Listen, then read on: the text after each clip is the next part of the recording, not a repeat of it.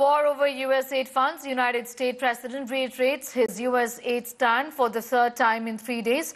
Donald Trump said, and I quote him, $21 million went to India for voter turnout. Trump also revealed that $21 million was spent on Bangladesh to change the country's political landscape. Meanwhile, India Today's investigation revealed that as many as 8 implementing partners received $14.1 million under the purpose of democratic participation and civil society. These included the National Democratic Institute, which received the largest share of $7.6 million amongst the 8 partners in 4 different installments consecutively between 2021 and 2024. They received the money to strengthen the Central Tibetan administration and to make it sustainable. Meanwhile, politics continues to escalate over alleged U.S. meddling in India's election process.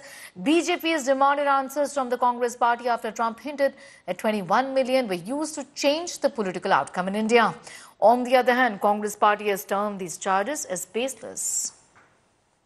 $21 million going to my friend, Prime Minister Modi in India, for voter turnout. We're giving $21 million for voter turnout in India. What about us? I want voter turnout too, Governor. $29 million to strengthen the political landscape in Bangladesh. Went to a firm that nobody ever heard of. US aid के मुद्दे पे जो मुझे कहना था, मैंने आपको उससे अवगत कराया है और ये बताया है कि बहुत सारे भारतीय सरकार में इकाई हैं जो इस पे US एड के साथ काम करती हैं। वो कई एक मंत्रालय हैं, तो जितने भी इससे संबंधित मंत्रालय और जो एजेंसीज काम कर रहे हैं वो इस मुद्दे को अभी देख रहे हैं। तो जब एक अपडेट हमारे पास आएगा तो आपसे अपन साझा करेंगे।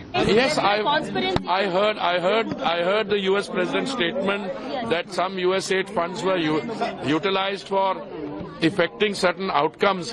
I've heard the statement also, but the people who should be answering that question, those who were party with the in the utilization of the US aid fund, they should answer it. राष्ट्रपति Donald Trump ने बड़ी स्पष्टता से कहा कि $21 million मतलब 180-82 करोड़ रुपए लगभग भारत के अंदर यहाँ वोटर टर्नआउट के लिए खर्च किया जाना था, परंतु उनका कहना है कि वोटर टर्नआउट के लिए इतने पैसा खर्चने की जरूरत नहीं थी, तो कोई और कारण से खर्चे जा रहे होंगे।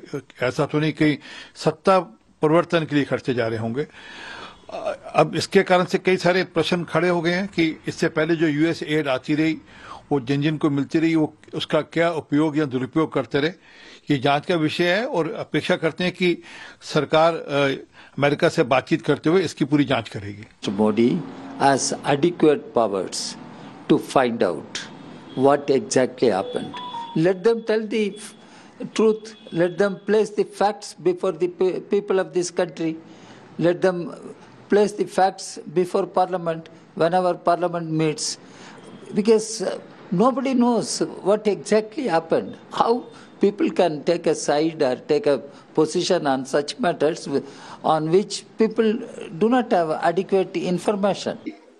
ये बात भारत से नहीं उठी, ये बात अमेरिका की धरती से उठी है और बहुत जिम्मेदार जगह से उठी है कि भारत में राजनीतिक उपयोग के लिए ये मिलियंस में पैसा डॉलर्स उन्होंने यहाँ पर भेजने का काम किया। अब इस पे जो अंतर्राष्ट्रीय जो एजेंसियां हैं या भारत की जो एजेंसी हैं वो उस पर जांच करेंगी। कांग्रेस जिस तरह से सफाई दे रही है तो कहीं ना कहीं चोर की दाढ़ी में तिनका लगता है। अमेरिका से आया कि साहब US एड का पैसा भारत में चुनावों में इस्तेमाल हो रहा है, तो भारतीय जनता पार्टी ने उस पर एक और अपना एक ट्वीट सुर्रा छोड़ा कि ये 2012 के करार से शुरू हुआ, जो कि यूपीए की सरकार के दौरान करार हुआ था। SY कुरैशी साहब चुनाव आयुक्त थे, उस वक्त के करार में ये तय हुआ था कि US एड पैसा देगा। कुरैशी साहब ने अपना जवाब दिया कि भाई एक पैसा नहीं आया। अब इंडियन एक्सप्रेस ने कल बताया कि ये बांग्लादेश में गया पैसा। अब बांग्लादेश में पैसा जाए और मोदी जी को पता ना चले, ये बात भी नहीं समझ में आती, और पता था फिर भी गया तो षड्यंत्र में शामिल थे।